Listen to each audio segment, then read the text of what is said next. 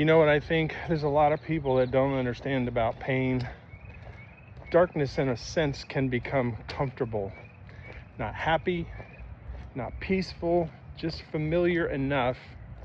You get used to waking up just heavy. You're used to surviving instead of living. Every day's gonna be a bad day. You get used to telling yourself, I'll worry about happy later. I'll enjoy after I fix everything. I'll smile. I'll be happy. I'll be goofy. I'll dance. Here's the problem. If you stay in darkness too long, you start building your identity around suffering. And I know this because that was me. A lot of us do, especially Gen X men and some women. You learn to bury things, you ignore things, you just keep working, rub a little dirt on it, keep carrying that shit like it's somehow a badge of honor. A divorce, addiction, regret, bad health, hurting your kids, loneliness, depression, broken relationship, a string left behind you, financial stress, and you carry every bit of it. Some of us, somewhere along the line, you stop trying to feel joy at all.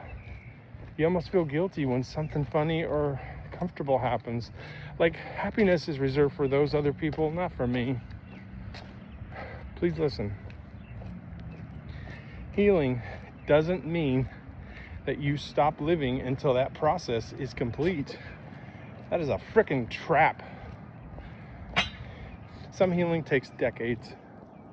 But if you wait until everything is okay before allowing yourself to laugh, taking a walk, visiting with a friend, listening to music, dancing, you get what I'm saying, connecting with someone, or God forbid you chase a dream, you're going to waste what's left of your time. And according to the statistics on my channels, we're all over 40.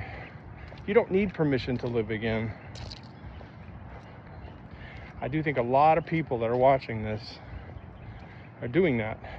I see it in the comments and the views. You're just existing. That's not living. You wake up, you go to work, you come home, scroll your phone on the couch, eat, take a shower, shit, repeat. No excitement, no joy, no movement, even if you're married. No hope of anything different. And eventually, darkness, it's like a shroud. It just convinces you who you are. Nah. You can be healing and rebuilding at the same time. You can still laugh once in a while you're grieving, whatever you're going through.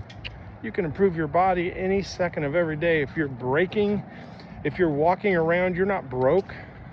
Even if your heart is broke. You can walk around while your life is messy. You can play the music, still dance, still chase some goals, dream. We lost that. That's not weakness. That's survival. It's refusing to die before your body gives out. And honestly, I think some people secretly stay miserable because misery feels safe, safer than trying again, because trying again means you might be disappointed. But you know what's worse than disappointment? Waking up 10 years from today, realizing you didn't even effing try. You didn't even attempt to find happiness. That's terrifying for me. And a lot of you. I'm not talking about rah-rah bullshit. I'm not talking about pretending everything is okay. Talking about finding small moments of light in the dark while you're rebuilding yourself. Sunrise walk. Music in the car, cooking a good meal? How about you lose 5 pounds? Laughing with a buddy, going to the gym, dancing in the kitchen when nobody else is around, planning something that is positive instead of doom and gloom. Those little moments matter. They remind your brain, still alive, it's gonna be okay. There's still some things that are worth fighting for. Maybe that's the real goal. Not perfection, not becoming some flawless version of yourself that you put on Facebook. Maybe it's just refusing to surrender to the darkness. One tiny small choice at a time. So if you're hurting right now, don't isolate. That's not going to make it better. Don't spend years emotionally hiding in the dark. It's not going to magically fix itself. You got to get outside and get some sun, move your body, talk to somebody, a real person, play some loud music, laugh when you can. You got to cry, you got to cry. But you got to live while you heal, because healing is not supposed to look like a funeral every second of every day. Remember, future is not written. None of it. One of my favorite quotes by Bruce Springsteen. Remember that the future is not yet written.